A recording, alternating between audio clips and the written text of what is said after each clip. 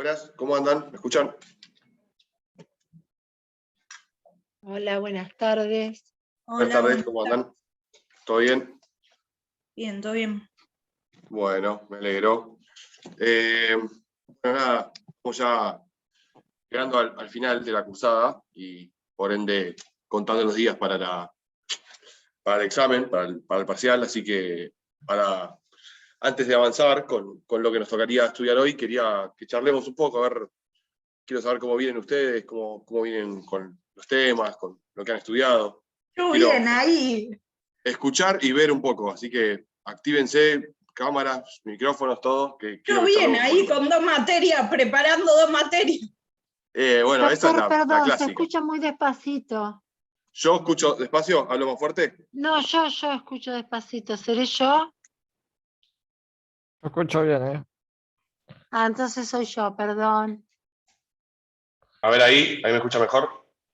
Sí, un poquito mejor. Muy poquito. Bueno, genial. Bueno, ¿y el resto? ¿Qué me cuentan? Profe, ¿cómo va? Yo tengo una duda sobre la unidad de partes que vimos con usted. Sí. Yo me descargué los archivos del campus y también estudié los artículos del 40 al 58. Del código, sí. ¿Hay algún otro artículo que haya que estudiar de parte que esté fuera del código o con eso ya estamos bien con esa unidad? No, está perfecto, está perfecto. Fíjate también los del Código Civil y Comercial, ¿sí? No solamente los del Código Procesal. ¿Sí? ¿Te acordás cuáles eran? Los tengo anotados. Bien, Sé a que lo partir vimos del en el código, 22, a partir del 22, ¿sí? Fíjate Sí. bien esos artículos. ¿Qué más? Cuénteme un poco, cómo vienen, qué están estudiando, qué tema piensa preparar. Dale, genial. Yo, el sujeto de la parte. Bien, que vieron conmigo. ¿Qué más?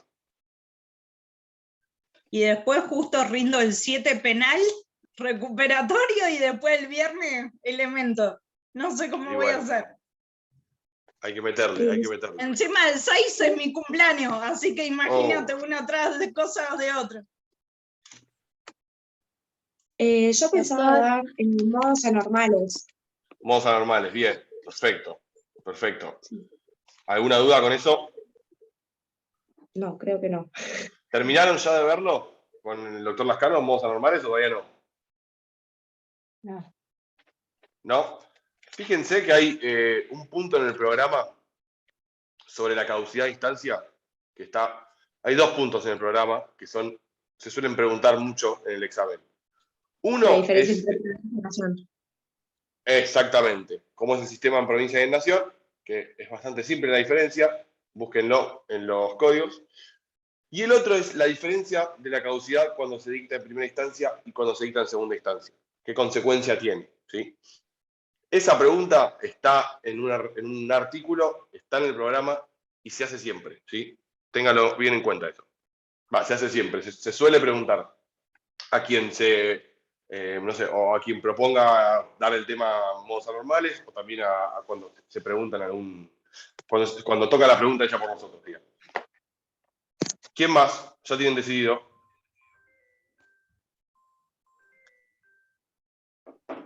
Yo estoy completamente perdido en el medio del mar, en el océano Atlántico.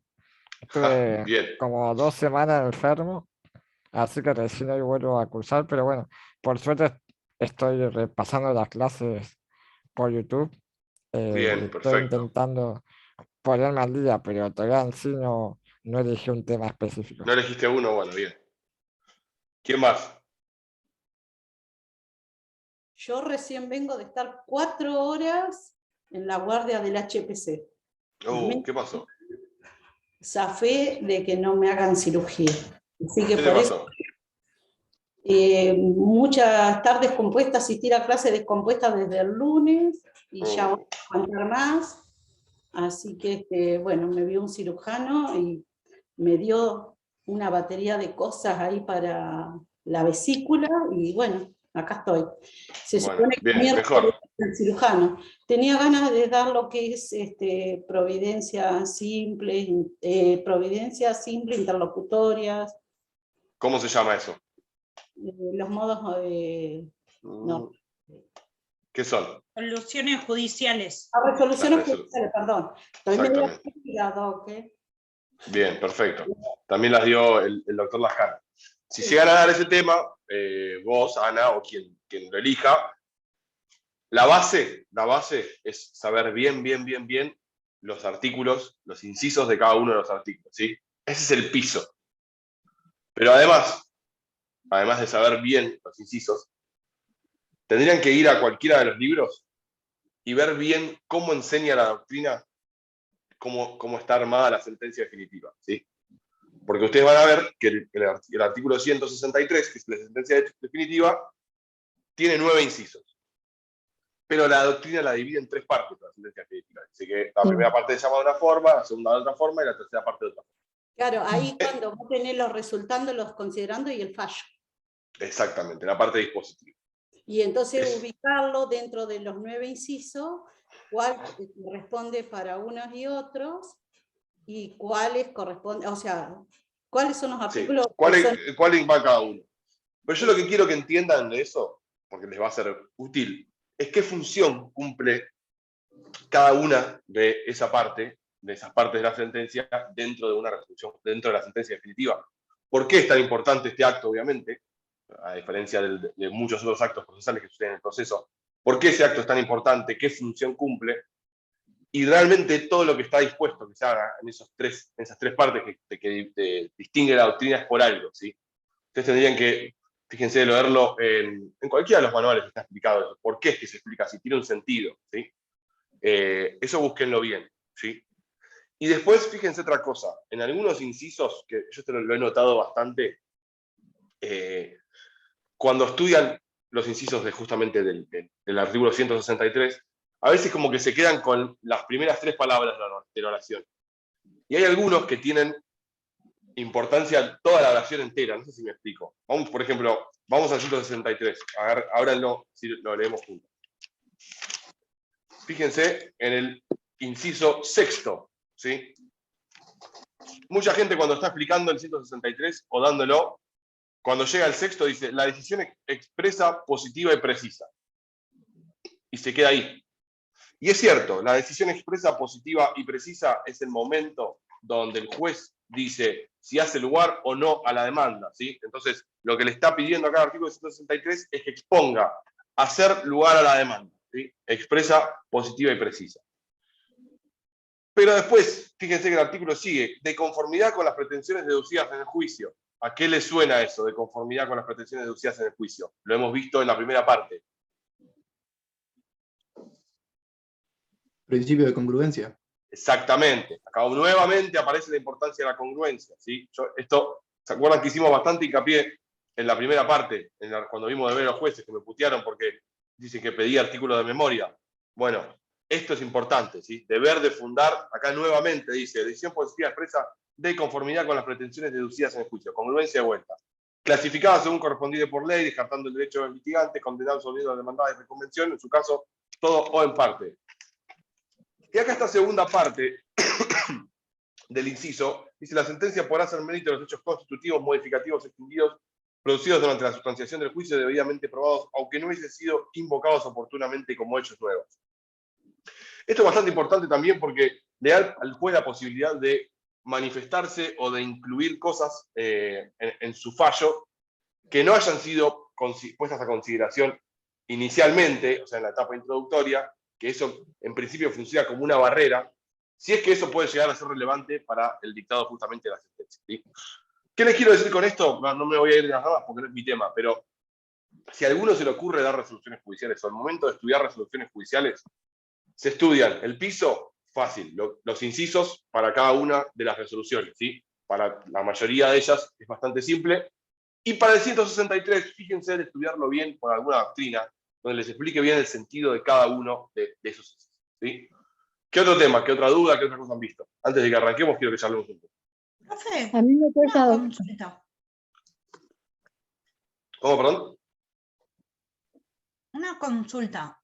capacidad de derecho. Se refiere a las capacidades de las partes y capacidad de ejercicio a la legitimación. En ¿Sería realidad, así? una cosa es la capacidad y otra cosa es la legitimación. ¿Sí? La Sí, capacidad pero, tiene que ver o sea, con la la aptitud para capacidad estar. de las partes estaría dentro de la capacidad de derecho y la capacidad de ejercicio sería la legitimación. No necesariamente. Hay dos formas de verlo. Una cosa es la capacidad, que puede ser de la capacidad procesal o la capacidad para hacer parte, y otra cosa es la legitimación. ¿Sí? Yo les diría que en principio ustedes hagan la distinción de que son dos cosas distintas. ¿Sí? Una cosa es la capacidad, insisto, para ser parte, otra cosa es la capacidad procesal, y otra cosa es la legitimación. No obstante, ustedes van a ver en el programa y en algunos libros que se habla de legitimación ad causam y ad processum. No sé si lo han visto en el programa, si les ha llamado la atención. No. Ahí sí, hay una de esas legitimaciones que se refiere a la capacidad y otra que es la legitimación tal cual la estamos estudiando nosotros. Lo que yo les recomiendo, para que no se confundan, es que distingan, por un lado, la capacidad, insisto, capacidad para ser parte y capacidad procesal, y por otro lado distingan lo que es la legitimación. Que la legitimación tiene que ver con un proceso en particular. ¿Sí? Eso ténganlo bien en cuenta, la diferencia entre capacidad y legitimación. O ¿Qué sea, otra duda? entonces, capacidad de la parte y legitimación. Son dos cosas distintas. Una cosa es la Sí. capacidad para poder estar en un proceso, que es algo genérico. Yo, por ejemplo, puedo ser titular de derechos y deberes procesales porque soy una persona y tengo más de 18 años o tengo la madurez suficiente y puedo estar por mí mismo en el proceso. Esa es una cosa. Otra cosa es que sea legitimado para iniciar una acción en particular por un hecho en particular. ¿Sí? Son dos O cosas sea, distintas. tener en cuenta esos dos conceptos, la diferencia de uno y otro. Es muy importante saber diferenciarlo. ¿Sí? Son dos cosas distintas. Capacidad Está por un lado, perfecto. legitimación por otro. Está ¿Sí? perfecto, listo. ¿Qué más? Doctor, a mí lo que Sí. me cuesta es relacionar las resoluciones judiciales con los principios procesales. Igual dijeron que el jueves lo vamos a repasar, pero me cuesta. ¿Relacionar qué? Las resoluciones con los principios. Sí, o sea, por ejemplo, estamos hablando de una resolución y qué principio podría estar presente ahí. Me cuesta, es la verdad. Me cuesta. Bueno, bien. A No ver, lo puedo en principio, bueno, estoy siendo redundante, ¿no? Pero si vamos a hablar de los principios procesales dentro de nuestro sistema, vamos a hablar de los principios que tenemos vigentes en nuestro proceso, probablemente estén reflejados todos los principios procesales en una resolución, ¿sí? Por ejemplo, el principio, o no sé cómo se lo están estudiando como principio ecosistema dispositivo, lo vamos a haber visto siempre porque es el que está funcionando. Si vemos que la resolución es por escrita, vamos a ver que el principio es escriturario.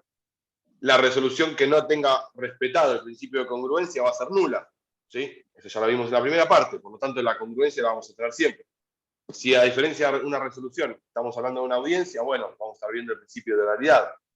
¿Sí? No es algo que sea muy difícil de encontrar. En principio tendrían que estar todos. Gracias, doctor. Soy De yo nada. entonces. Doctor, pero le hago una consulta. ¿Usted puede hablar solo de principios o es necesario diferenciar principios y sistemas? Porque para el doctor Lascano, él decía, son todos principios. Y Arasi dice que hay principios y hay sistemas. Y Palacio dice que los dos son sinónimos. Exactamente. Bueno, muy bien. Eso es una perfecta respuesta. Ahí estás explicando qué dice un autor, qué dice otro sobre otro tema. Eso es una muy buena respuesta. ¿Sí? Y Perdón, saber lo que dice cada uno. Porque más o menos Estás- dicen lo mismo, va cambiando la palabra. o sea, Sí. el Hemos que hablado está de los tres. distinguiendo es Arasi, que Arasi toma sistemas por un lado y principios por el otro. Bien. ¿Y el doctor Tamori cómo se los explicó? Como sistemas y principios. Principios Bien. y Según sistemas. Arasi. ¿Y a ustedes qué les convence más? Arasi. Para mí todos principios. Para Bueno. mí lo que toma el profesor. Claro. Eh, Podemos decir según el doctor Yo- Laján. no, traten de no citarnos a nosotros, ¿sí? No nos citen a nosotros. No es necesario.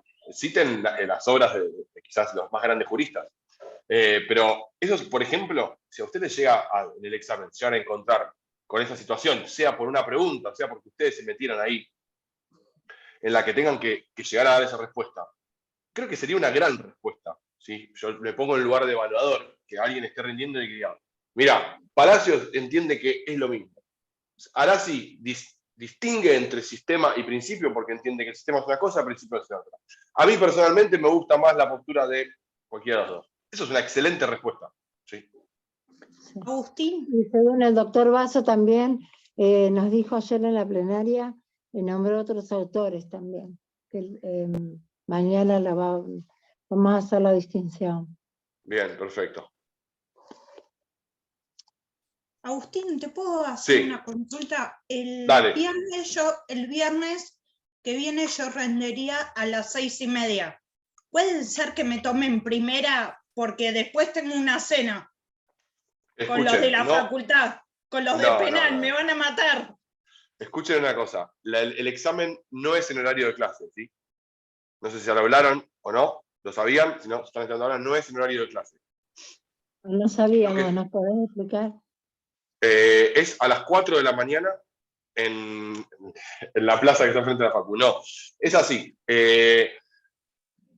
A partir de la semana que viene, más o menos poner el lunes, vamos a habilitar en el campus una sección donde cualquiera de ustedes, tanto la Comisión 4 como la Comisión 5, nos van a decir efectivamente quién quiere rendir o no, ¿sí? Porque hay mucha gente que no se presenta después, o que lo deja para el recuperatorio, lo que sea. Todas cuestiones, obviamente, súper entendibles y normales. En base a eso, nosotros armamos un listado de las personas que se anotaron, y si alguno tiene alguna preferencia, va a haber dos mesas. Va a haber una que es a las 9 de la mañana y otra que es a las 14. Si alguno tiene alguna cuestión justificada que tenga que ver con alguna cuestión laboral, nos la hace saber en el momento que se nota. Por ejemplo, en el posteo que va a aparecer en el campus van a poner, yo, su nombre, quiero rendir, trabajo a la tarde, por lo tanto quiero rendir a la mañana. Punto. Hacemos eso generalmente, profe, ¿para qué? ¿Únicamente laboral? Porque yo en mi caso tengo una hija y tengo que ir a buscarla al colegio. No, por supuesto que se entiende, sí, por supuesto. Y la abuela cursa con nosotros. Está perfecto, Bueno, está perfecto. No hay ningún problema con eso. Lo que no queremos es que digan, yo anoto en la mañana porque me gusta más el que toma la mañana, el que toma la tarde. Que no haya esa especulación, ¿sí? Que realmente se acomoden porque, para que les quede como, ¿cuál es la idea de esto, chicos? Porque parece medio raro y no se suele hacer. Y en principio, es para que no tengan que ir todos a la facultad a las 9 de la mañana y estar esperando 25 horas a ver cuándo les toca rendir, que hay aula, que no hay aula, que el profesor llegó, que ibas y te venías clavándote todo el día para rendir último y nunca se sabe nada. Entonces lo que hacemos es ya armar un listado para que ustedes sepan de antemano cuántos son los que van a rendir, en qué momento les va a tocar más o menos, si van a la mañana, van a la tarde, les queda clavarse todo el día en la facultad. Y más que está haciendo frío, ¿sí? La idea es justamente profesor, facilitar eso. Pero Sí. no digan ustedes qué horario van a estar, porque si no, uno tiene ya, a mí me gustaría elegir a tal persona. A ver, ahora decía quién. A ver, ahora decilo. Bueno, a usted me gustaría, mire que es No, difícil con usted, ¿eh? A mí me da miedo con usted.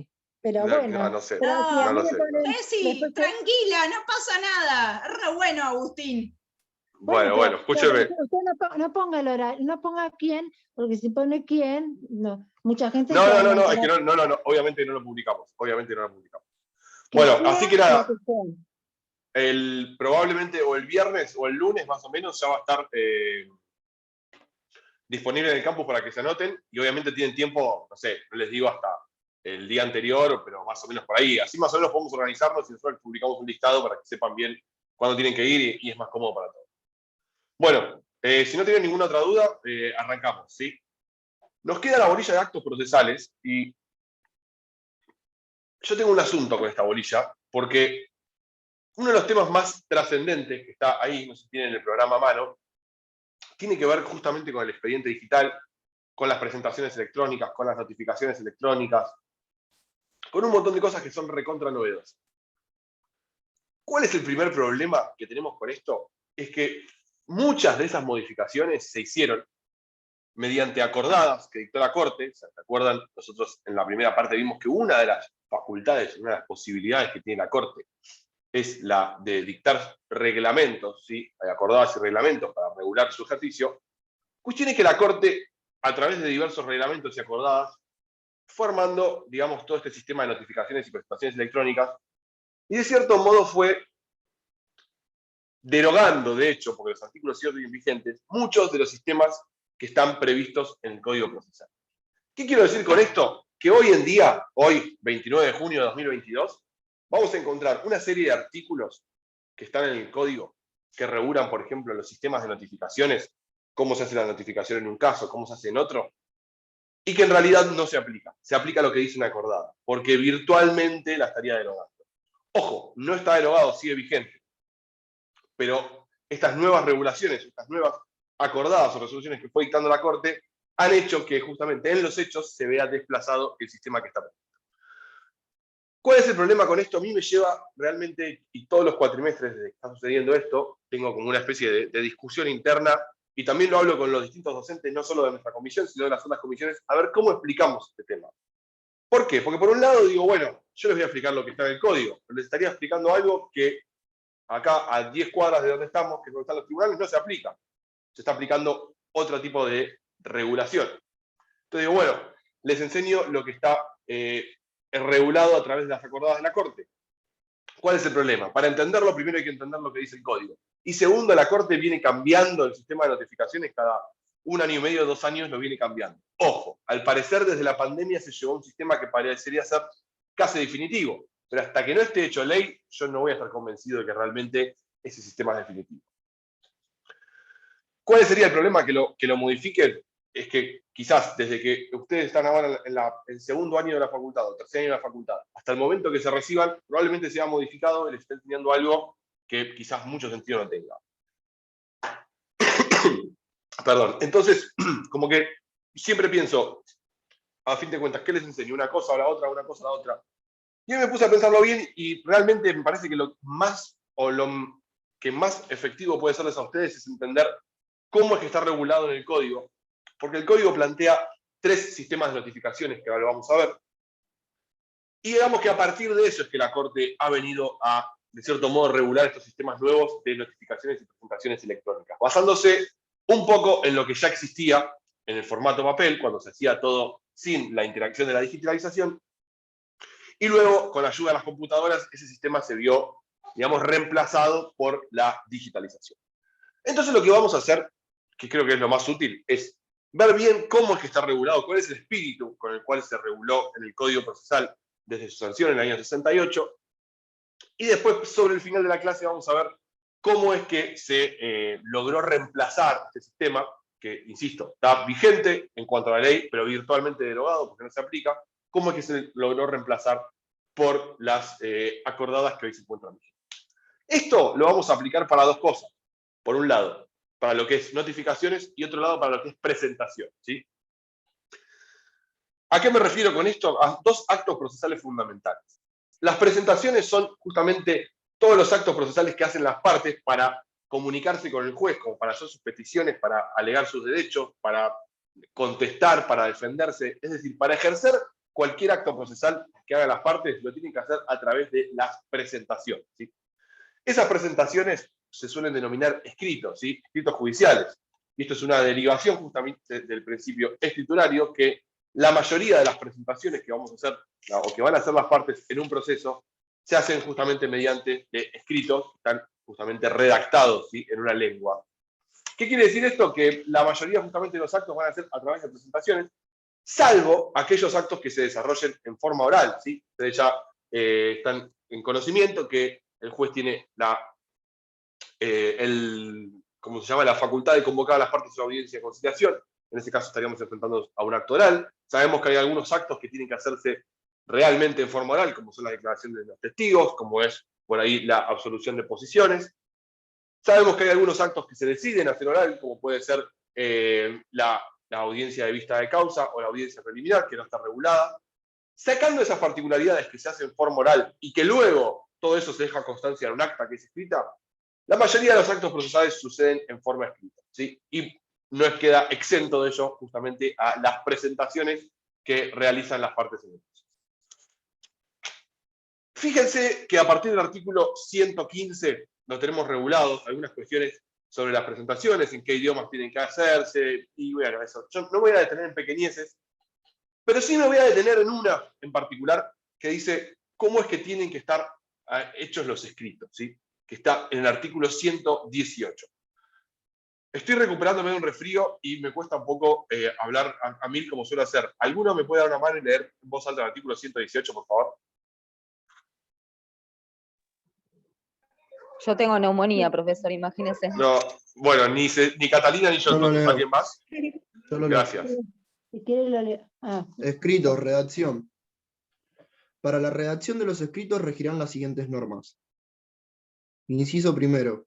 Confeccionarse con tinta negra o azul negra, manuscritos o a máquina en caracteres legibles y sin claros. Inciso segundo. Encabezarse con la expresión de su objeto, el nombre de quien lo presente, su domicilio constituido y la enunciación precisa de la carátula del expediente. Las personas que actúen por terceros deberán expresar, además, en cada escrito, el nombre de sus representados, o cuando fueren varios, remitirse a los instrumentos que acrediten la personería.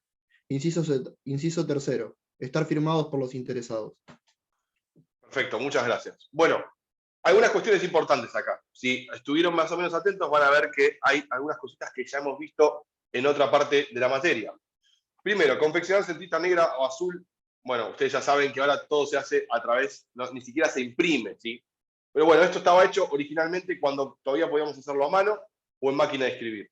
Eso está redactado, está dictado en el año 68. Cuando se fue abandonando la escritura a mano, se empezaron a hacer en computadora, se redactaba en la computadora, se imprimía, y como dice, al final se firmaba a ruedo. Hoy en día las presentaciones se confeccionan en forma digital y se envían en forma digital, es decir, se suprimió la impresión de las presentaciones. Ahora vamos a ver bien cómo es que funciona. Fíjense que en el inciso segundo habla entre los requisitos que dice que las personas que actúen por terceros tienen que expresar en cada escrito el nombre de sus representantes, ¿sí?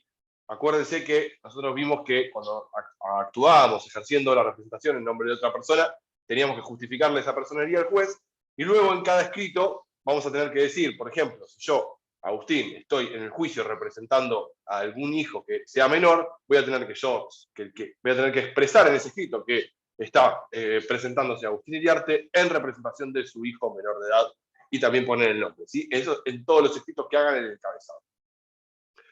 Y por último, esto que lo vimos también, en la parte cuando vimos cómo es que actuaban los letrados cuando se presentaban en el proceso, fíjense que dice que tienen que estar firmados por los interesados. Acuérdense que nosotros hemos visto que cuando el escrito lo presentaba el apoderado o el representante legal, o perdón, el gestor, firmaba solamente el abogado, ¿sí? Porque estaba actuando con poder o como si fuera un apoderado.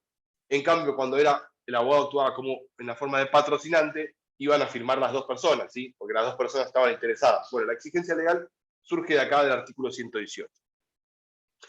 Esto que acabamos de decir es una de las cosas quizás más importantes para entender cómo funciona hoy el sistema de presentaciones electrónicas. ¿Por qué? Porque la necesidad de que estén firmados los escritos, la necesidad legal, este requisito impuesto por el inciso tercero del artículo 118, es el que nos va a generar algún tipo de problema al momento de poder llegar a materializar, o es algo que le generó un problema a la Corte al momento de llegar a materializar cómo efectuar las presentaciones electrónicas. ¿Cuál es el problema acá? Bueno, ¿cómo hacer para firmar algo en forma digital? ¿Sí? Ustedes entienden que nosotros tenemos regulados, o han escuchado que nosotros tenemos regulado un tipo de firma electrónica que se llama firma digital, y que según esa propia ley, la firma digital hecha conforme lo dice la misma ley, es decir, con todos los procedimientos que dice la ley, equivale a lo que se conoce como la firma hológrafa, ¿sí? ¿Ustedes estaban al tanto de esto? ¿Conocían, habían escuchado hablar de la firma digital? Quizás en Derecho Civil lo habían estudiado. ¿Sí? Bien, vamos a recordar un poco. La firma digital, bueno, la ley de firma digital está vigente en Argentina desde el año 2001. La firma digital, lo que dice la propia ley, es que es un tipo de firma electrónica, ¿sí? La firma electrónica vendría a ser una especie de género y la firma digital es una especie de firma electrónica, ¿sí? La propia ley nos dice, y en el campus, si lo han visto, hay un artículo de firma digital en la sección de actos procesales. La propia ley nos dice que la firma digital es la que tiene capacidad para equivaler a una firma holograma, ¿sí? Siempre y cuando se haga a través del procedimiento que tiene que establecer. Además, nosotros sabemos que si la firma digital está inserta en un documento digital conforme lo prescribe la ley, no vamos a tener dudas acerca de la autoría de la persona que está firmando, ni de la inalterabilidad del documento, ¿sí? Desde el momento que yo le inserto una firma digital a un documento, yo voy a saber en qué momento se insertó esa firma digital, quién insertó esa firma digital, y que desde el momento que insertó esa firma, ese documento no se alteró, ¿sí? Son todas las contribuciones, de cierto modo, que le aporta justamente la firma digital a un documento confeccionado en forma digital. ¿Por qué digo esto? Bueno, porque justamente desde el momento en que se empezó a exigir que las presentaciones se hagan en forma electrónica, se acudió a este sistema, al sistema de las presentaciones, al sistema de la firma digital, ¿sí?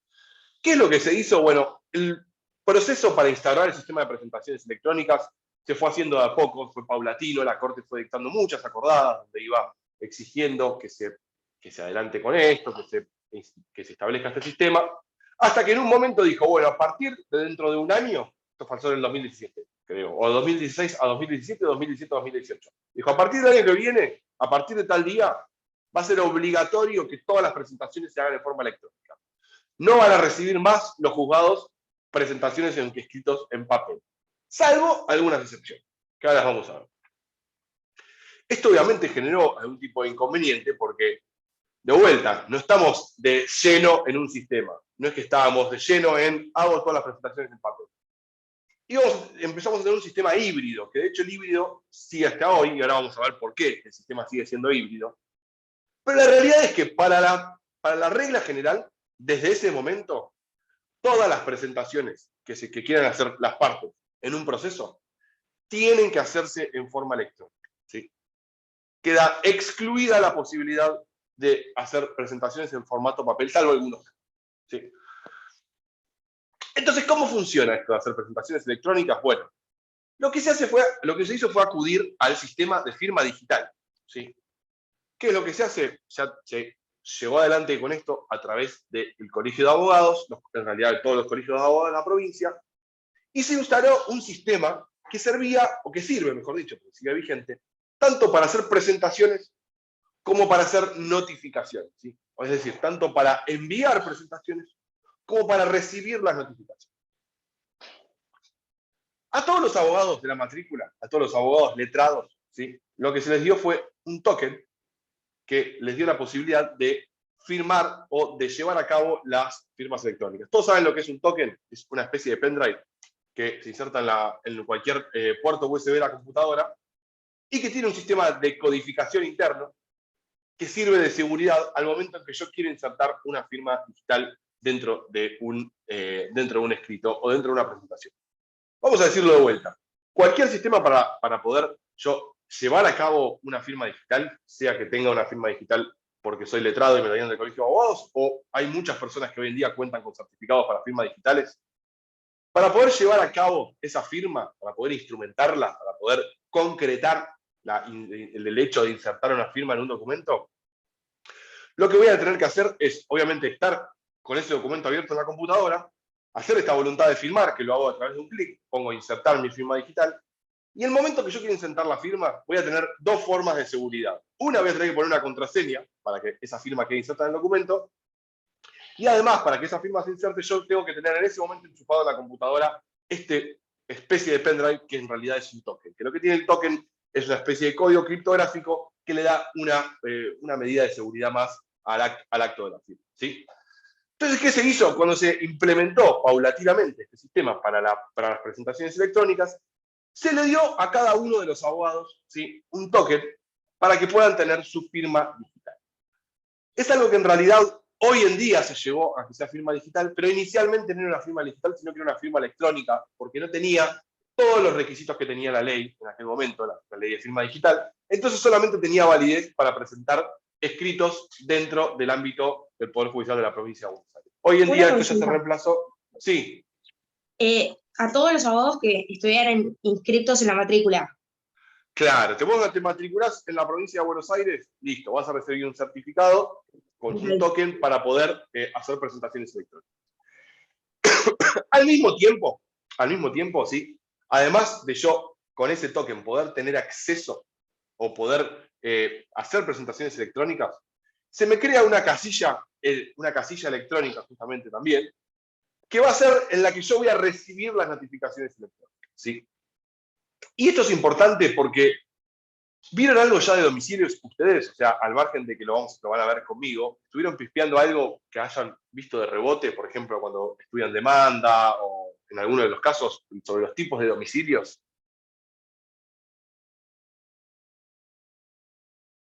¿Nada?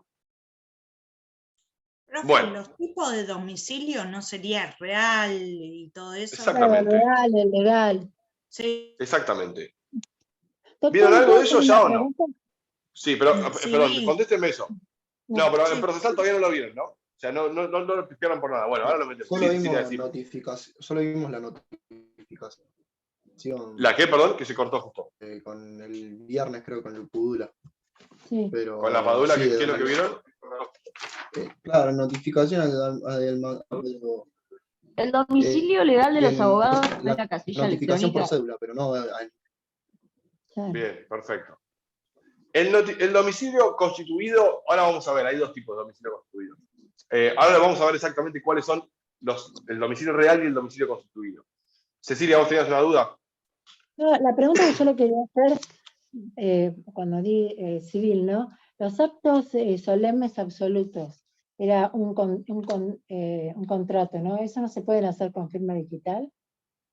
¿O no se podrían hacer? Cualquier contrato que yo quiera materializar en forma escrita, lo puedo hacer en forma digital y firmarlo con la firma digital. Es lo mismo, ¿sí? No tengo ningún problema con eso. Lo único importante de saber es que la firma digital, si está hecha conforme lo prescribe la ley de firma digital, equivale a la firma holográfica. Y además le da todas esas características que yo les dije de ser. Gracias. No, Cornelia, no necesariamente. En realidad vamos a ver que hay dos domicilios, ¿sí? Uno domicilio constituido físico y otro que es domicilio constituido en forma electrónica, ¿sí? Ahora vamos a ver bien exactamente cuáles son. Nosotros cuando nos presentamos en el proceso por primera vez, ¿sí? Se lo dice el artículo 40, que ahora lo vamos a ver. Tenemos dos cargas, la de denunciar nuestro domicilio real y la de constituir un domicilio especial, ¿sí? El domicilio real, la carga que tenemos es la de denunciarlo al momento que interponemos la demanda, ¿sí? Ustedes lo van a ver que el artículo 40 lo dice, que ahora lo vamos a leer, y también lo van a encontrar en el artículo 330, ¿sí? Que nos dice que justamente tenemos que poner el nombre y domicilio del actor y nombre y domicilio del demandado, ¿sí? El artículo 330, ¿cuál es? ¿Qué regula?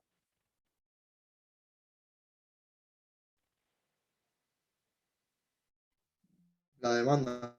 Exactamente, el artículo 330, la demanda. La demanda. Perfecto. Perfecto. Escuchen, no es de pesado, ¿sí? Pero aviso y el que avisa no traiciona. 330, 354, 163, demanda, contestación y sentencia, por unos días como el Padre Nuestro, ¿sí? Porque son preguntas recontra de examen, ¿sí? Nada, eso. Seguimos. Artículo 40, domicilio.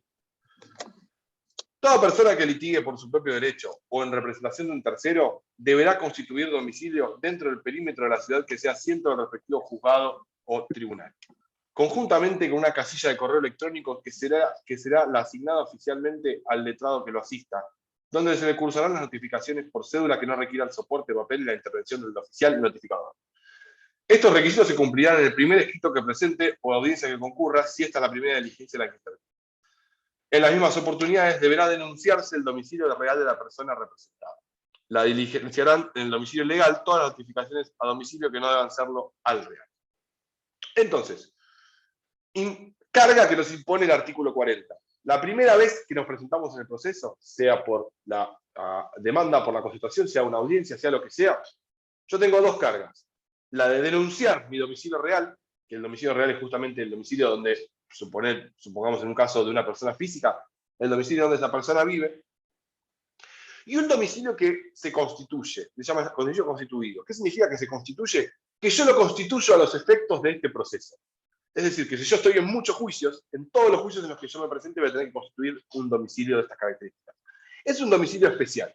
¿Qué significa este domicilio constituido? Bueno, es el domicilio que yo elijo para el cual quiero recibir las notificaciones, ¿sí? Generalmente, el domicilio que se elige es el domicilio del abogado. Si ustedes observan en el propio Código Procesal, van a ver que este artículo fue modificado de su sanción original, ¿sí? Si yo les digo que el Código se sancionó en el año 68, probablemente en el año 68 no estuvieran hablando de casilla electrónica. Bueno, justamente se modificó cuando se insertó también la carga de constituir, además del domicilio constituido físico, un domicilio constituido electrónico. Que este domicilio constituido electrónico tiene algunas particularidades, fíjense. Será asignado oficialmente al letrado que lo asista y se le cursarán notificaciones por cédulas que no requieran de soporte papel. Por lo tanto, acá, el domicilio que yo constituya electrónico va a ser el domicilio constituido, el domicilio que tenga, la casilla que tenga asignada el letrado que me asista, ¿sí? ¿Cuál es la casilla que tiene asignada el letrado? Bueno, todos los letrados, como les dije hoy, cuando se presentan, cuando se dan de alta en la matrícula, tienen un token con el cual pueden hacer notificaciones y en el cual tienen una casilla que es la que pueden constituir en el proceso. ¿Queda claro esto? Si no, lo explico todas las veces que sea necesario. ¿Se entiende? Es decir, cuando yo recibo este token como letrado, ¿sí? A través de los colegios de abogados de todos los departamentos judiciales, por un lado, voy a estar habilitado para realizar presentaciones, ¿sí? Por medio de ese token, y por otro lado, se me va a dar una casilla para que yo pueda, cuando representa a alguien en un proceso, recibir las notificaciones que esta persona va a recibir. ¿Queda claro? Eso es básicamente el kit de lo que tiene que ver con las presentaciones y notificaciones electrónicas, porque se cursan todo a través de esta casilla que se le da a la persona, ¿sí? Que al mismo tiempo le da, insisto, el medio para realizar presentaciones y el medio para recibir notificaciones. Profe, Sí, ¿y vos tenés ese token? yo trabajo en el Poder Judicial, Ah, bien. ¿sí? No soy abogado particular. Y una consulta, los abogados ingresan primero a la MEB y meten el token o meten En el realidad token se utiliza un apartado de la MEB, que es el portal de presentaciones y notificaciones electrónicas, ¿sí? Bien. El portal es parecido a la MEB, ¿sí? Es en la misma página de la Corte, pero justamente a través de ese portal es en el cual yo voy a poder confeccionar un escrito y mandarlo a una causa, y es en el cual yo voy a ingresar con mi usuario y contraseña y voy a poder ver todas las notificaciones que me llegan, ¿sí?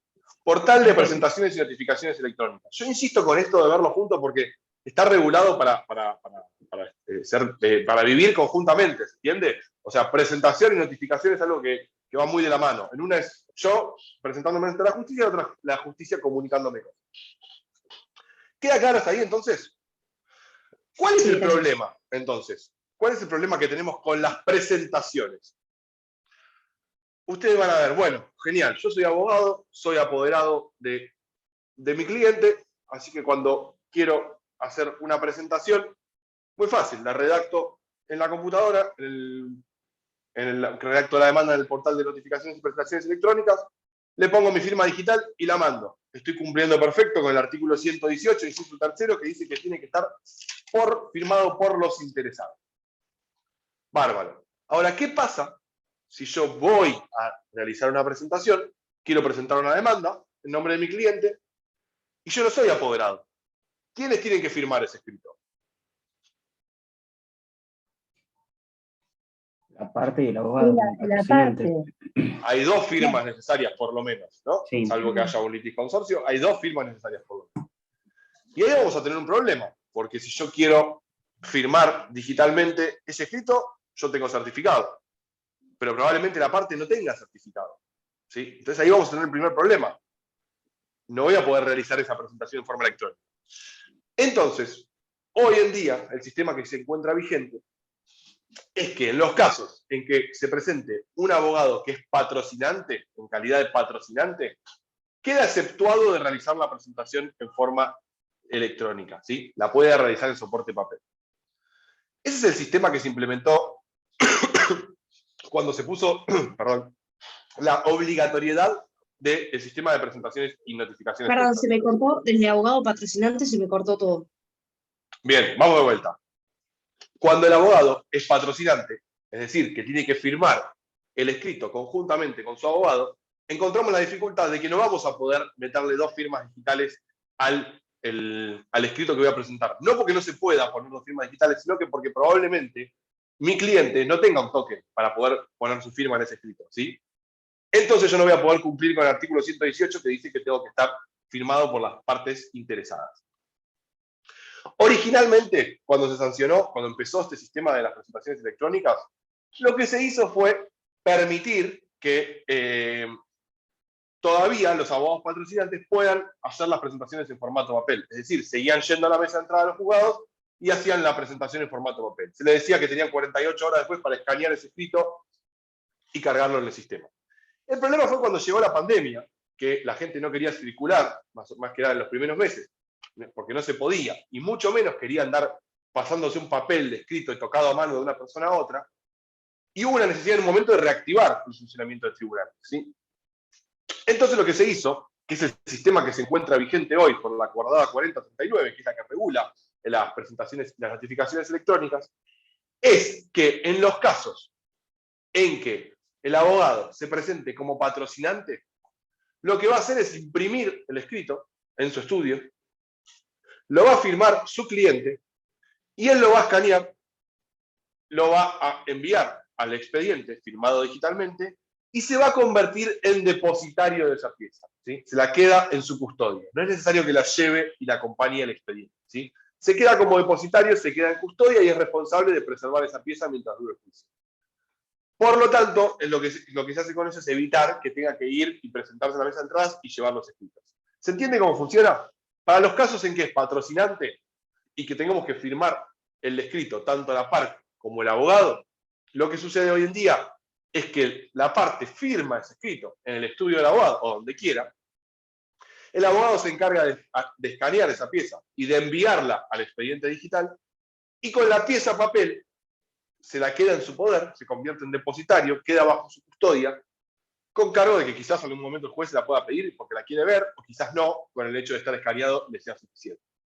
¿Se entiende cómo funciona hoy el sistema? 2 casos. Si es apoderado, confecciona la pieza en forma electrónica, la firma electrónica la imprime. Si es patrocinante, como necesita la firma de los 2, y el patrocinado no suele tener certificado digital, se confecciona la pieza, o sea, se la imprime en soporte papel, la parte inserta su firma, el abogado se encarga de escanear eso y lo envía a través de una presentación electrónica firmada digitalmente por él. ¿Se entiende eso? ¿Estamos bien? Sí, una consulta. Sí. Si el cliente tiene firma digital por otra razón, por ejemplo, yo en un momento íbamos a firmar los recibos de sueldo de mi trabajo con firma digital. Bien. ¿Sirve ese token o no? Sí, sirve perfectamente, y es justamente una de las excepciones a las excepciones. ¿Cuál es la regla? Firmar en firma digital. ¿Cuál es la excepción? Que seas patrocinante. ¿Cuál es la excepción de la excepción? Que tu patrocinado tenga un certificado de firma digital. ¿Sí? Lo que pasa es que probablemente nadie en el Poder Judicial sepa que vos realmente contás con ese certificado. Entonces, si bien vos tendrías la obligatoriedad de hacerlo en formato papel, si vos lo haces vos tendrías la obligatoriedad, perdón, de poner tu firma digital. Si vos lo haces en formato papel, nadie se va a enterar porque nadie tiene por qué saber que vos tenés realmente una firma digital, ¿sí? O sea, quedaría, si lo querés hacer por una cuestión de comodidad o por tu buena fe. ¿Alguna otra duda? Sí, yo. ¿Puede pasar que el abogado, en vez de, por ejemplo, citarte al estudio, te mande el escrito, vos le pones tu firma y se la volvés a mandar? Sí. Es válido, ok. Sí, y se lo volvés a generar. Acordate que lo que sí se impuso con esto es la carga de quedarse con la custodia del escrito, ¿sí? El abogado se convierte en depositario, ¿sí? Es una figura que está consagrada nuevamente en el Código Civil y Comercial de la Nación. El abogado es el depositario de esa pieza, ¿sí? Porque se entiende que en realidad, o sea, lo que se entiende es que en realidad vos lo entregaste en el expediente y el juzgado te lo está dando a vos en custodia. Vos tenés la carga de cuidarlo y obviamente te haces cargo de que realmente la persona que lo firmó sea tu cliente, ¿sí?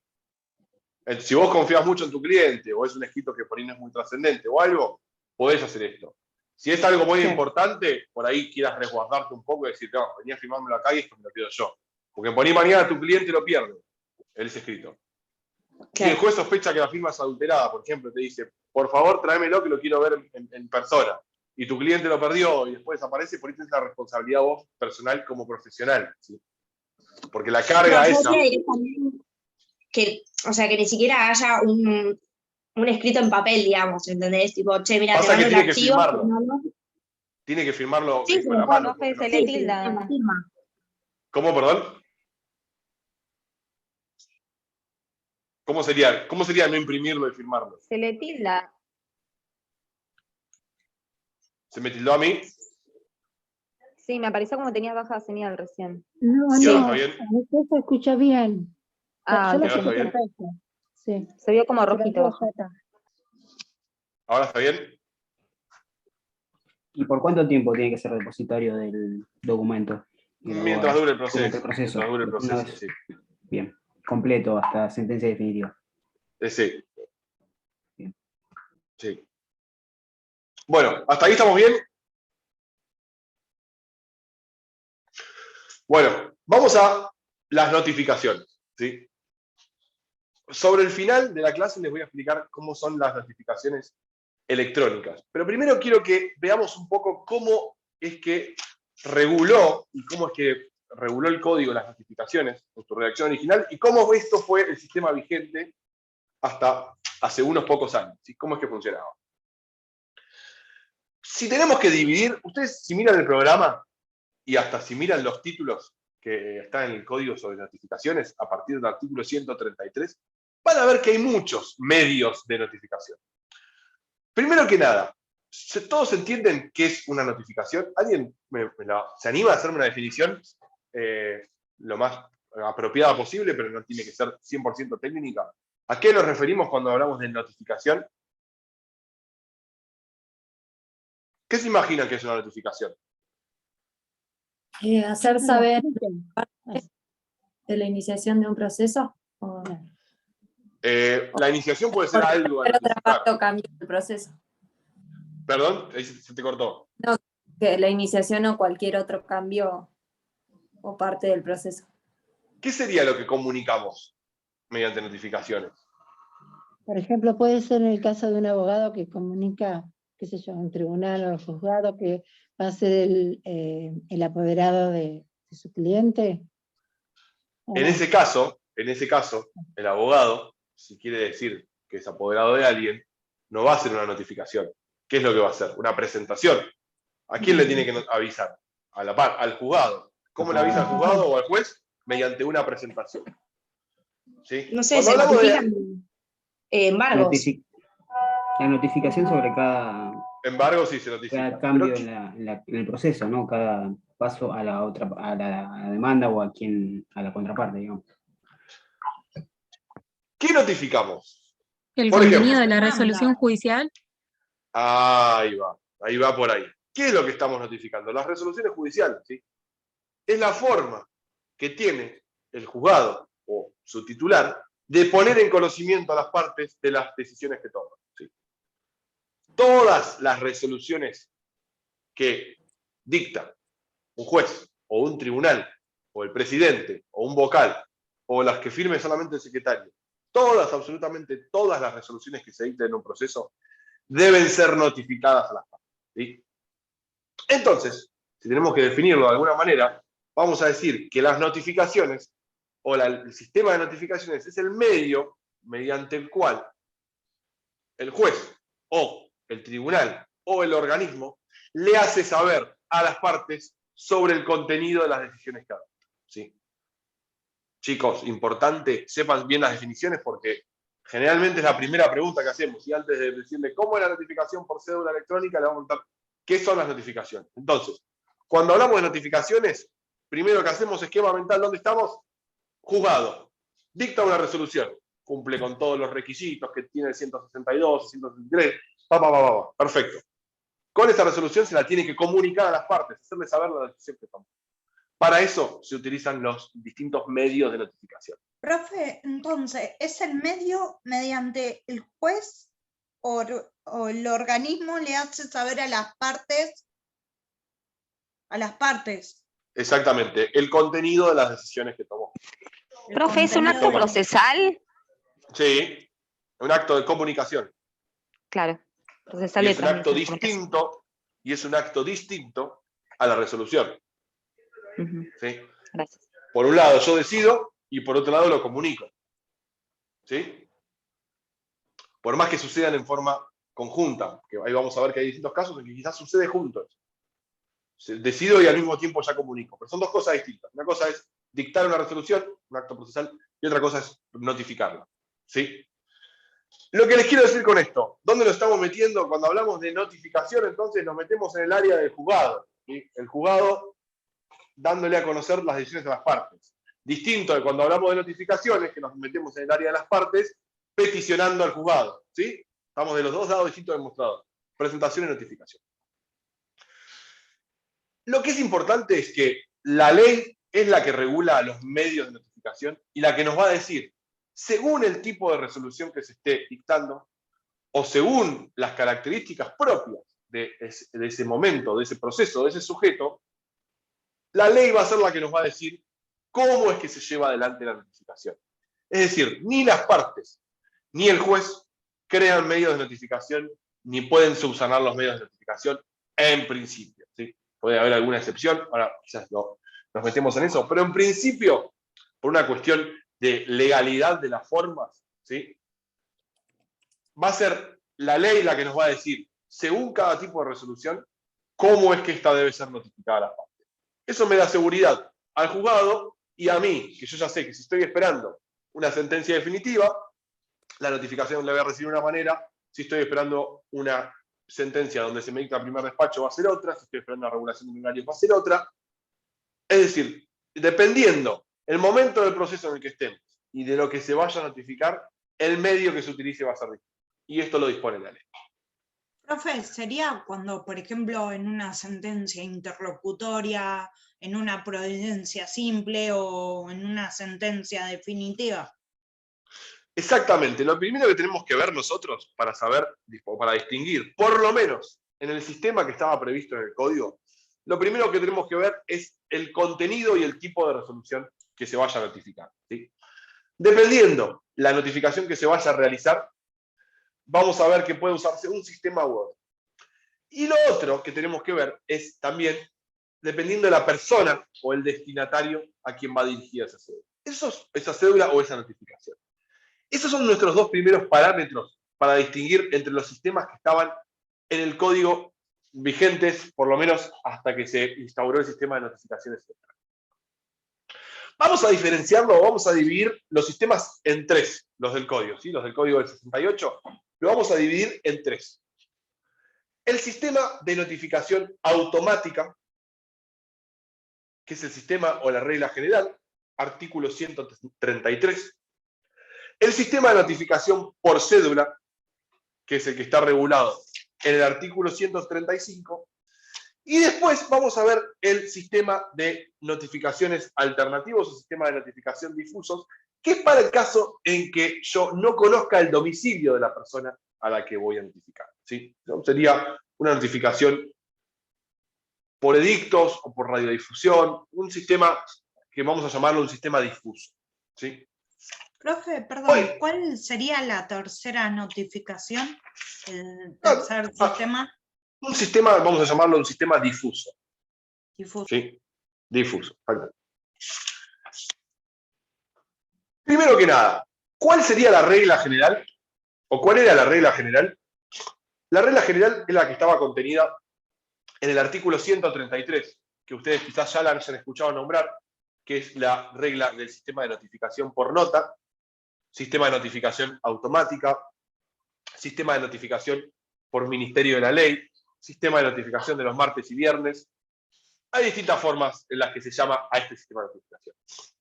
Profe, ¿Está regulado? Sí.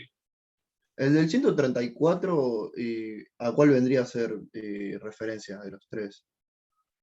¿Cuál, perdón? El del 134, el que dice notificación tácita. Es parecido al del 133, pero es un supuesto que ya está cada vez muy en desuso. Ahora lo voy a explicar. Cómo Lo sería damos por el del descartado 134. entonces. ¿Cómo? Lo damos por descartado entonces. Era para el caso, ahora es para el caso que hay una posibilidad de llevarte el expediente en préstamo. Cuando el expediente era en formato papel, el expediente te lo llevabas en préstamo. ¿Sí? Te lo podías llevar a tu casa, verlo, tomar nota, en caso de que vos tengas que hacer alguna presentación. Lo que dice 134 es que si te lo llevas en préstamo y tenías alguna notificación pendiente, con el retiro del expediente quedás notificado. ¿Sí? Esa es la notificación tácita. Genial, gracias. De nada. Entonces, ¿cómo funciona ese sistema o principio general en el sistema que está en el artículo 133? Ahora lo vamos a leer, pero lo que prevé es la notificación en forma automática. ¿Sí? Y lo que tenemos que tener en cuenta es que este sistema regía para todas las resoluciones que se dicten en el proceso, salvo las que tengan previsto un modo particular. ¿Sí? Así que la regla general era la que se aplicaba para la gran mayoría de las resoluciones que se dictan en el proceso. ¿Cómo funciona este sistema? Bueno, fíjense cómo dice, insisto, arranca haciendo este descarte, salvo en los casos en que procede la notificación en el domicilio. Y sin perjuicio de lo dispuesto en el artículo siguiente, las resoluciones judiciales quedarán notificadas en todas las instancias los días martes y viernes, o el siguiente hábil si alguno de ellos fuere feriado. No se considerará cumplida la notificación si el expediente no se encontrase en secretaría y si sigue constar esta circunstancia en el libro de asistencia, que deberá llevarse a ese. Incurrirá en falta grave el oficial primero que no mantenga a disposición de los litigantes o profesionales el libro mencionado. Es un poco controversial o un poco raro, pero ahora lo vamos a ver juntos de última con la ayuda de un calendario y lo vamos a poder entender. ¿Qué es lo que dice este artículo? Bueno, insisto, primero, funciona para todos los casos en que no haya previsto un sistema de notificación en particular. ¿Sí? Salvo que haya un sistema previsto en particular para usar otro medio de notificación, vamos a suponer que se va a notificar de esta manera, que es en forma automática.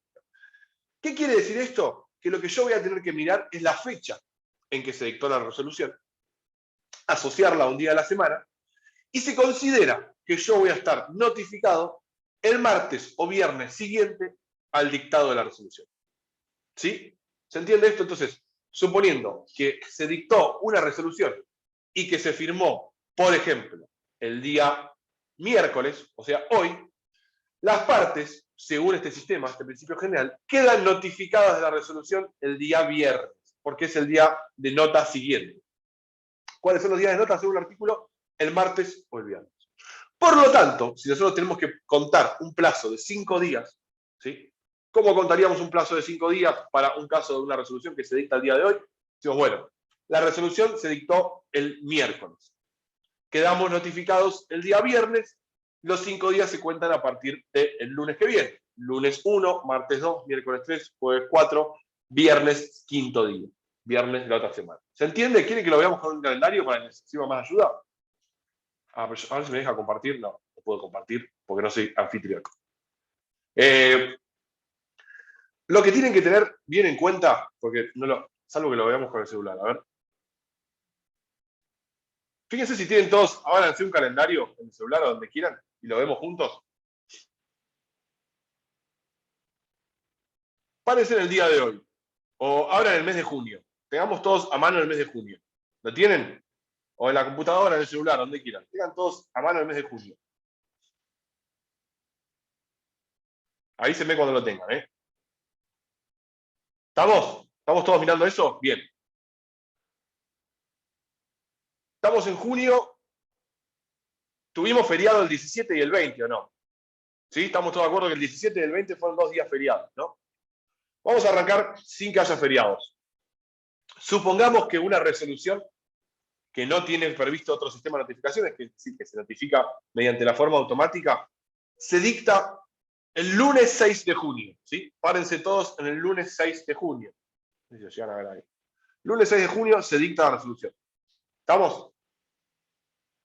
Nosotros vamos a la resolución, vemos que, acuérdense que todas las resoluciones, sea providencia simple, interlocutoria, definitiva, tienen el requisito de llevar el lugar y la fecha. ¿Sí? Entonces ya sabemos que la resolución, bajo pena de nulidad, dice en qué día se dictó. Vamos a la fecha y vemos que se dictó el 6 de junio. Según el sistema de notificaciones y presentaciones electrónicas, ¿cuándo yo quedo notificado de esa resolución? El martes 7. Martes 7. El martes 7. Muy bien. Por lo tanto, si yo tengo que contar un plazo de 5 días, supongamos para interponer un recurso de apelación, de una resolución que se dictó el martes 6 de junio, ¿cómo sería el ejercicio? Bueno, estoy en el 6 de junio, el martes 7 me notifico, a ver algo, a partir del 8 empiezo a contar, 8, 1, 9, 2, 10, 3, 13, 4, 14, día 5. Acuérdense que solo contamos días hábiles, ¿sí? Fines de semana y feriados no sirven para computar plazos, por lo menos en el cómputo de los plazos procesales, ¿sí? Salvo para el plazo de la caducidad de instancia, todos los plazos van por plazos hábiles, por días hábiles, ¿sí?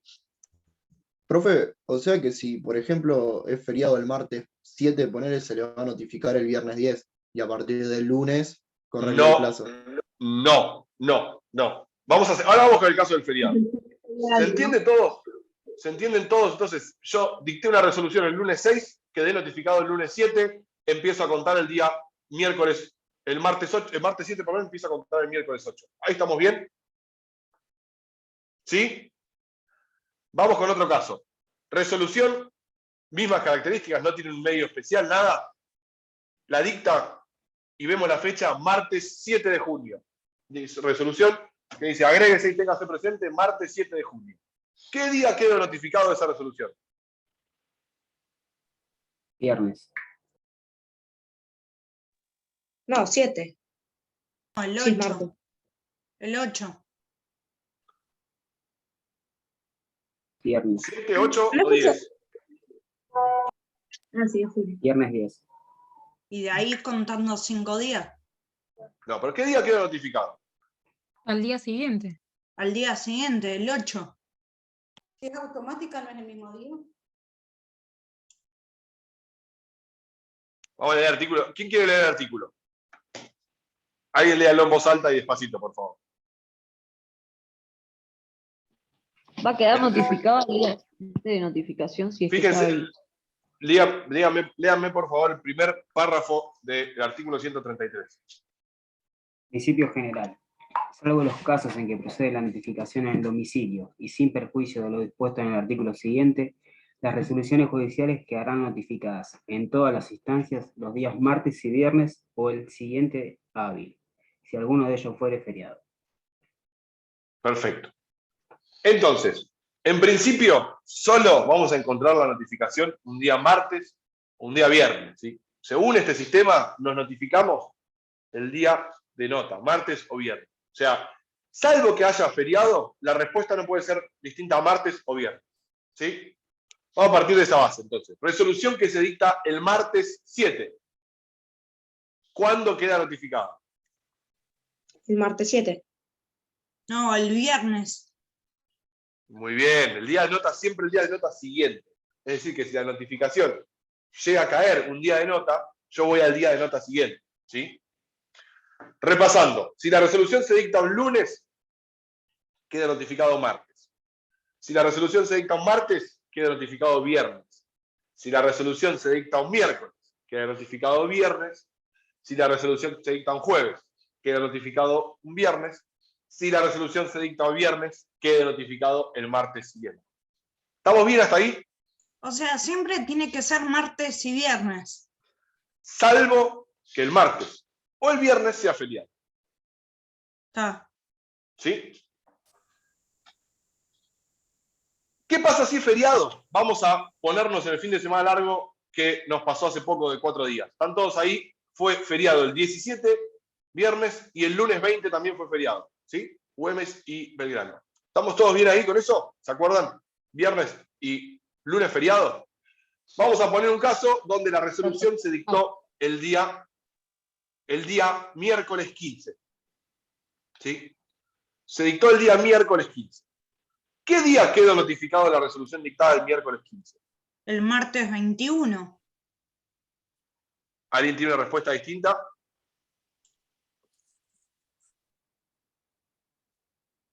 ¿Todos de acuerdo con martes 21? Sí, martes Sí. 21, porque en ese caso encima fue feriado el 20. Entonces, si no, Y si si no no hubiera sido hubiera feriado... Y si no hubiera sido feriado el 20, solamente feriado el 17, ¿la respuesta sería distinta? Sí, sería el lunes. ¿Todos de acuerdo con eso? Sí. ¿Sí? Bueno, perfecto, todo muy bien. El día que le tocaba a la resolución que se dictó, el día 15, era el viernes, que era el viernes 17. Como el viernes 17 fue feriado, la regla es que yo quede notificado el día hábil que le siga, ¿sí? El próximo día, que justo coincidió con que es el día martes, ¿sí? Pero si hubiera sido el lunes, hubiera sido el lunes, y si el fin de semana era más largo, recién cuando vuelva a haber un día hábil. Ese es el sistema de notificaciones automáticas, ¿sí? El día de la notificación por nota, el día de los martes y viernes. Funciona para todas las resoluciones judiciales que no tengan un día en particular. El artículo 135 nos habla de la notificación por cédula. La notificación por cédula hoy ya casi no se usa, salvo para algún caso muy particular. Y se va a utilizar para todos los casos que están previstos en el artículo 135. Si ustedes se fijan, yo les voy a leer, por ejemplo, un caso de notificación por cédula. A inciso 12 del 135. Las sentencias definitivas y las interlocutorias con fuerza de tal. ¿Qué quiere decir esto? Que en el sistema creado por el Código Civil y Comercial de la provincia de Buenos Aires en el año 68 decía que todas las resoluciones se notificaban mediante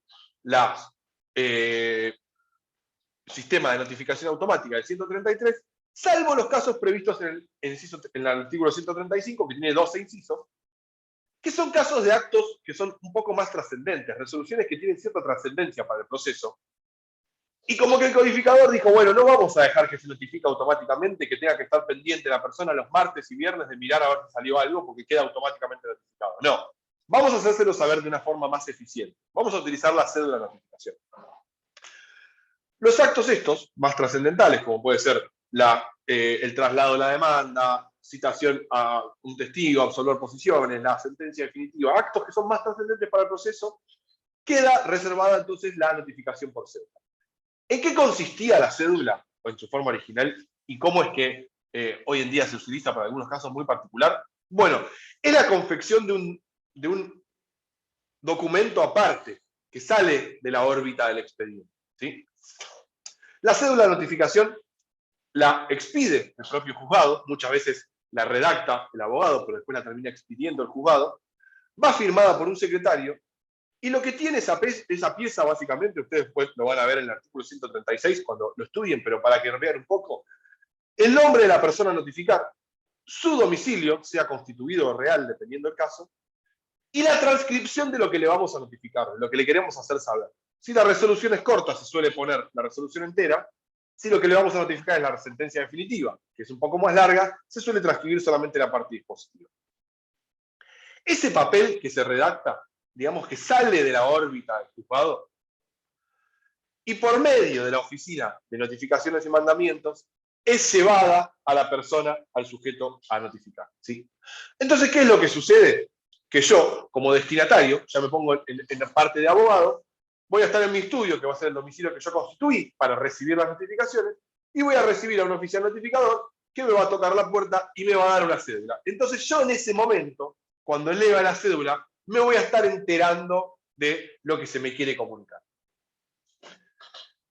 En este caso, el momento en que yo quedo notificado es el momento en que esa cédula se me es entregada, ¿sí? Ya no voy a ver regla de la fecha de la resolución, ni la de los martes y los viernes. Eso ya queda descartado.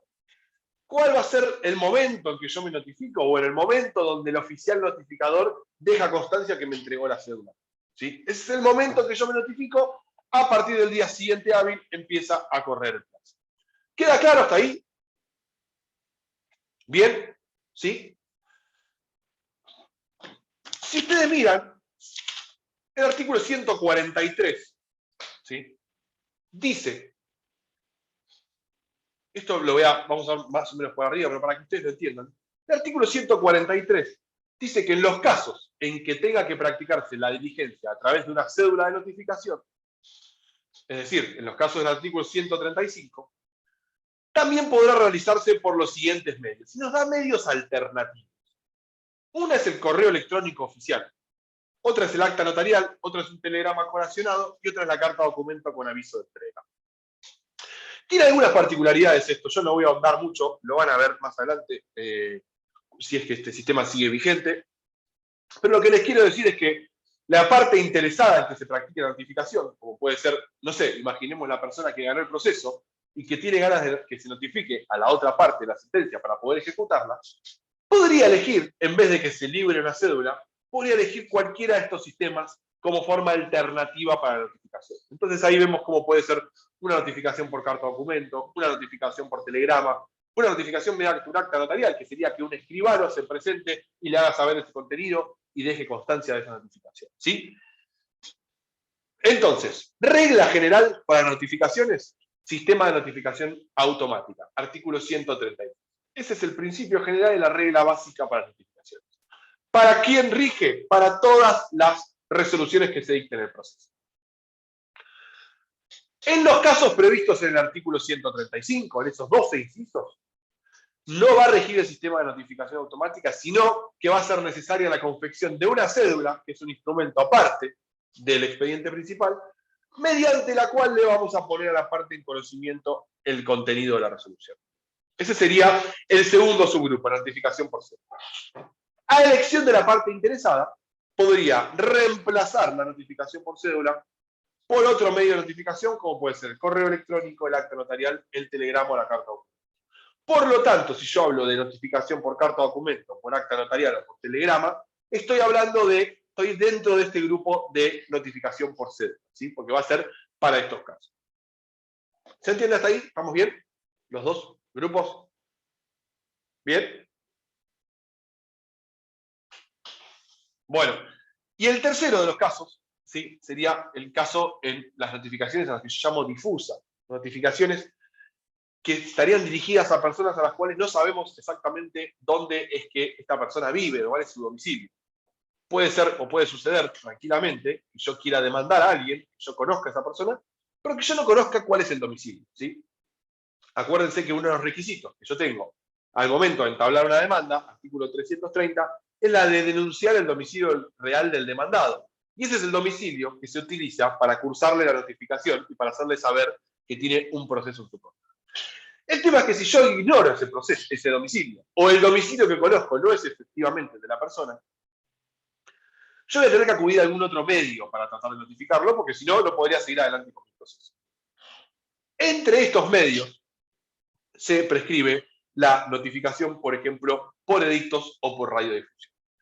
La notificación por edictos consiste justamente en publicar edictos a través de algún diario de circulación para poder tratar de dar con esa persona y hacerle saber que tiene un proceso en el cual se la está tratando de citar, ¿sí? Es muy importante que ustedes entiendan para qué caso procede este tipo de notificación por edicto, ¿sí? Que justamente cuando ignoramos el domicilio de la persona y queremos traerlo del proceso. ¿Y por qué es importante que lo sepan? No, porque el doctor Iriarte quiere que sepan los medios de notificación.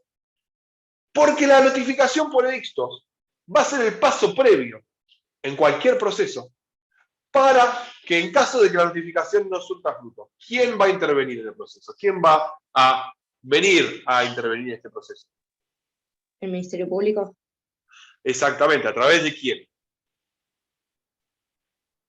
Del asesor de ausente, para favorece ausente. Ah, ¿el quién? ¿Cómo? ¿A través de quién? Él o la, porque hay hombres y mujeres, ¿no? Pero ¿cómo se llama esta persona? Sí, para. Defensor. Exactamente, exactamente. El defensor oficial, que va a ser defensor de pobres y ausentes. Acuérdense que yo les había hablado de esto. En el Ministerio Público tenemos las defensorías que defienden a pobres y ausentes. Cuando se habla de pobres, generalmente hay personas que no tienen recursos para afrontar los gastos de este proceso. Y cuando hablamos de un ausente, alguien con quien no podemos dar con su paradero y necesita ser defendido igual. ¿Sí? Hay un profesor de la facultad. ¿Se les llama defensor del pueblo o algo así? ¿O No es el defensor del pueblo. El defensor del pueblo es otra figura, es una figura política. Esto es una persona que trabaja de representante, de abogado, de alguien que no sabemos o que no podemos dar con su paradero. ¿Sí? ¿Qué es lo que hace el defensor? Bueno, no pudimos dar con la persona, ¿sí?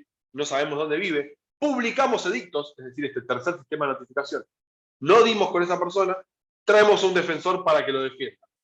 El defensor oficial, me estoy metiendo con otros temas, pero esto es importantísimo que lo sepan, y no para probar, sino para la vida del abogado. El defensor oficial tiene dos funciones.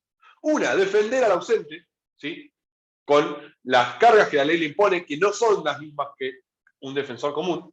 Ahora vamos a ver cuál es la diferencia. Y al mismo tiempo tiene que tratar de ubicarlo, ¿sí? O sea, como que el trabajo del defensor es doble. Por un lado, la defensoría defiende al ausente en su ausencia, y por otro lado tiene que hacer averiguaciones constantes a fin de dar con el paradero, porque la idea sería que en algún momento esta persona aparezca. Y yo les dije recién, no tiene las mismas cargas. ¿En qué artículo está la diferenciación? Esto es una pregunta que puede llegar a hacerse el día viernes que viene.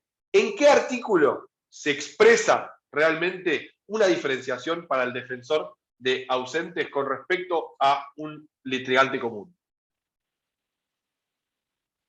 ¿Lo han escuchado? ¿No? Bueno, cortito y resumiendo.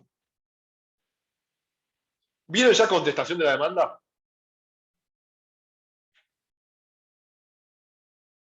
Ah, ese es el tema. Todavía no vieron contestación de la demanda. Bien. Cuando yo contesto la demanda, el artículo 354 nos impone la carga de negar todos los hechos que son atribuidos. ¿Sí? Tengo que negar todo lo que se me está afirmando en mi contra. ¿Por qué es una carga? Porque si yo no lo niego, el juez puede tenerlo por reconocido. ¿Sí? Eso lo dice el artículo 154. Negar o reconocer tanto los hechos como los documentos. El tema es que el defensor oficial... 354 dijo. Exactamente. 354.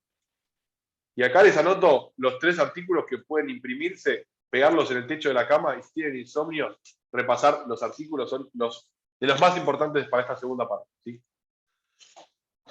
Bueno, carga al demandado de negar los hechos y los documentos bajo la pena de que pueden llegar a ser tomados como reconocidos. ¿Sí? En la segunda parte del 354 dice, ojo, esto no rige para el defensor de ausentes, porque obviamente si no tiene contacto con la persona, no es necesario que por ahí, o no pueda dar una versión clara para negar algo que no tiene conocimiento. Entonces se le dispensa de esa carga y puede hacerlo recién cuando concluya la etapa probatoria del proceso. Volviendo para irnos de las ramas. 3 sistemas de notificación previstos en el código. Notificación automática para todos los casos. Notificación por cédula o por esos medios alternativos, elección de la parte interesada, para los casos previstos en el 135. Notificación por edictos o medios difusos para el caso en que se ignore el domicilio del destinatario. ¿Estamos bien hasta ahí? ¿Sí? Una consulta. Sí. ¿Esto es para los procesos civiles y comerciales? Exactamente. Porque entiendo que los juicios penales no se pueden hacer en rebeldía. Exactamente. El juicio, vos pensás que el juicio penal tiene su propio código procesal, ¿sí? Tiene otro sistema de notificaciones, es otra cosa. ¿Sí? Ok, no, pero para quedarme claro. Exactamente. Okay. Volvemos entonces. Esos 3 son los sistemas que están... Sí, decime. El artículo es el 145 de los edictos. Exactamente, 145.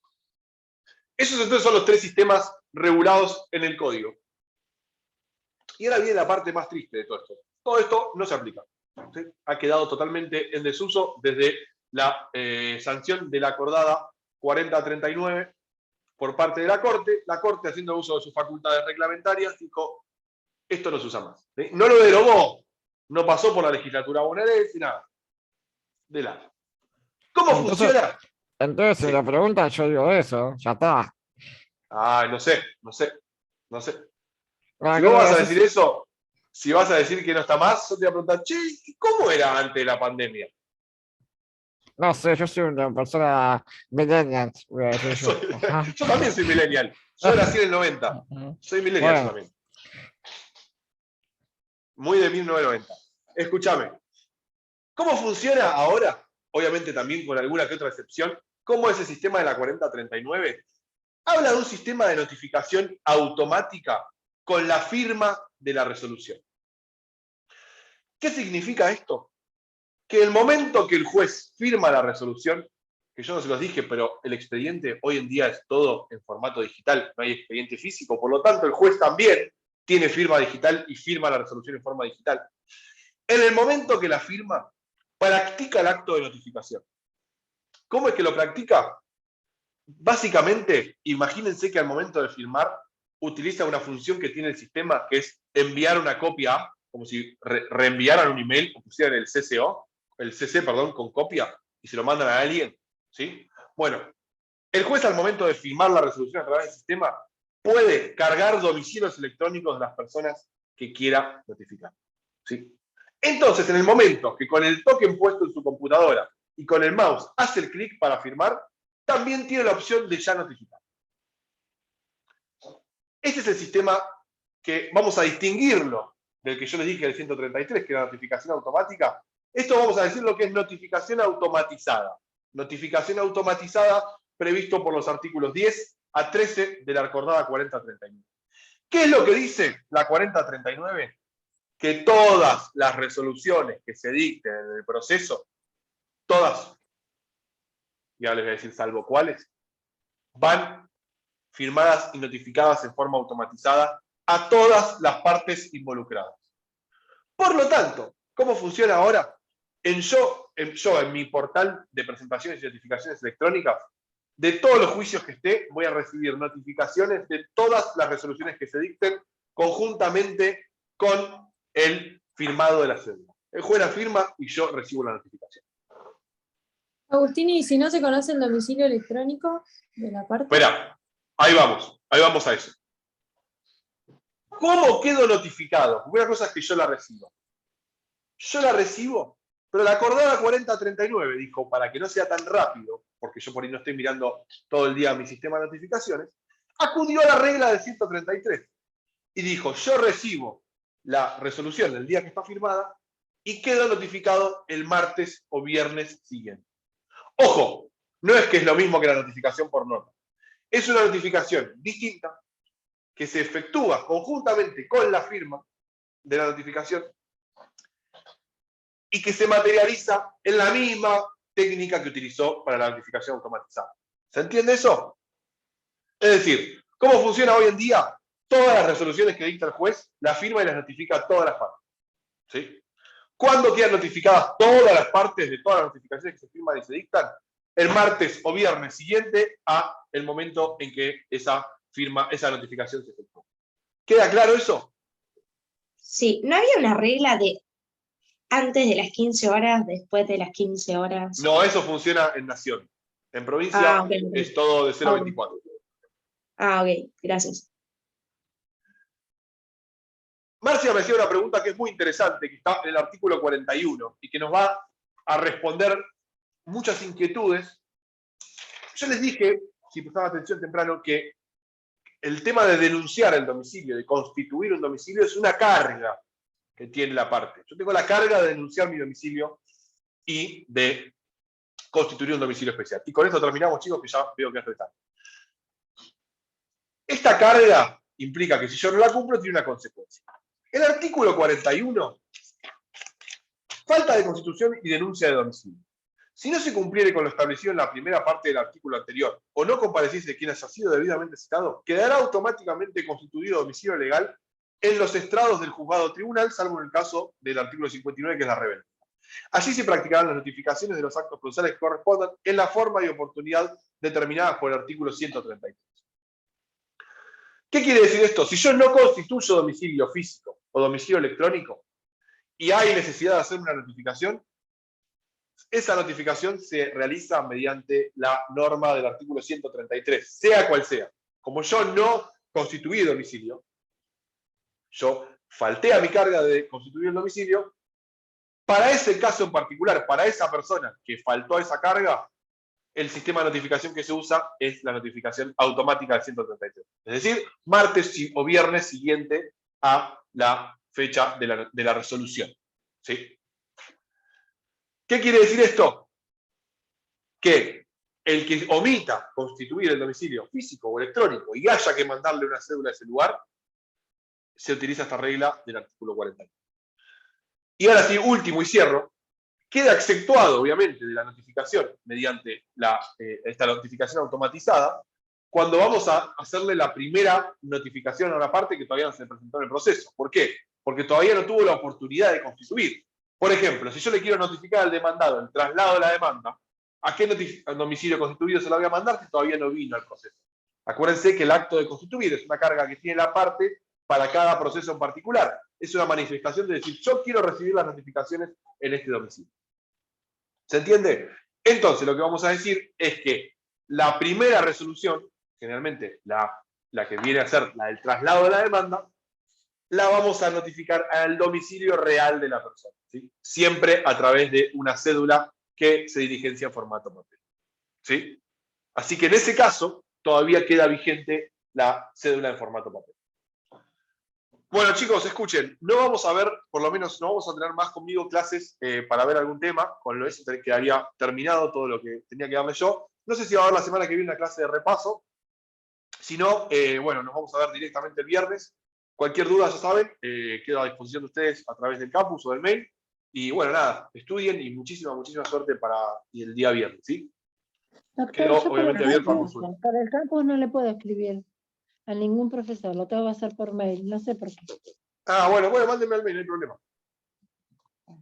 Gracias. De nada. Muchas gracias. De nada. Gracias. Adiós. Chao. Muchas gracias. Adiós. ¿Cuántas preguntas van a hacer? Se me fue.